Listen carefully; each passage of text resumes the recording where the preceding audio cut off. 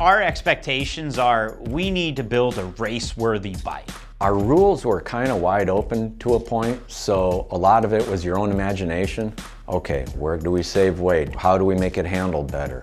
My take on it is, I just want everybody to go out there and have a good time.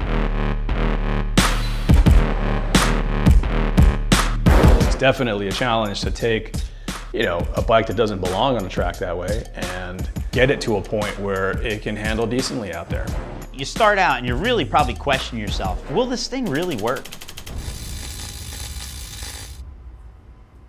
The first thing that happened when the bagger got here was just blow it apart. So the bike we're starting off with for this King of the Baggers race is a 2020 Electroglide Standard. I picked it up in Durango, Colorado at Durango Harley-Davidson. I would say the biggest challenges we have with the platform we're starting with is its weight. So that was a big thing we try to do, was try to shed as much weight as possible. We've been working hard on just trying to get as much ground clearance so that we can have maximum lean angle. What's this bike normally used for? Commuting and touring, so pretty far from what it'll be used in the next couple of weeks. For us, it was about removing the rear subframe, removing all the bodywork, get things as light as you can. Take as much stuff off of it as you can without sacrificing the rigidity, the performance, and the styling. You have to start out with the stock frame. You can't modify the stock frame. There are parts on the bike you can modify, obviously. Suspension, wheels, brakes.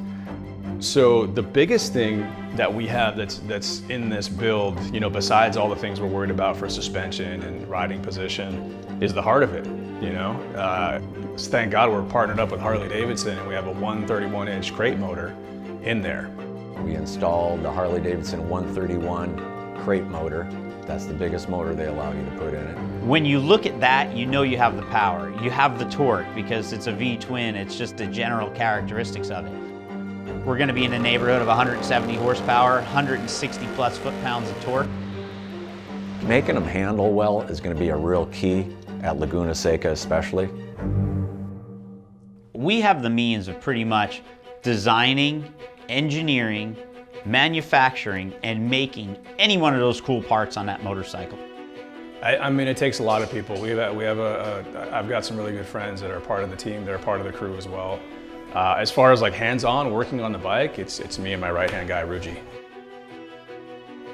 For us, my goal really starting was, let's get 120 off of it, let's get 125. And then you start weighing items, you start looking at things. As of right now, according to our calculations, from what we've taken off to what we've replaced, there's a difference of 136.4 pounds. There's a couple of things that I'm pretty excited about. I'd like to see how the front end reacts with what we did to it and the geometry setup that we did, and also the mid-controls that we have set up. Lifting those pegs up pretty high the way that we did, I think that's definitely getting us a lot more lean angle. A lot of handmade parts, made our own exhaust and our own intake. Losing a lot of weight was a big thing.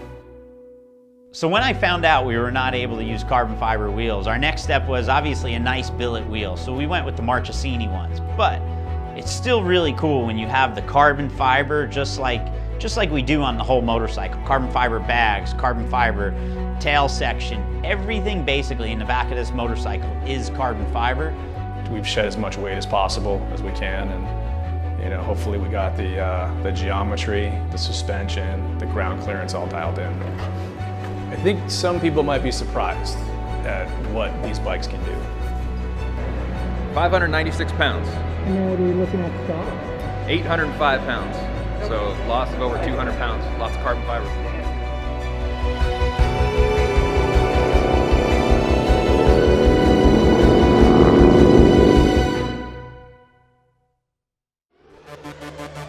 The biggest unknown for us right now is probably rider comfort and rideability. The first thing is like nerves. Because you never know. You never know what can and can't happen.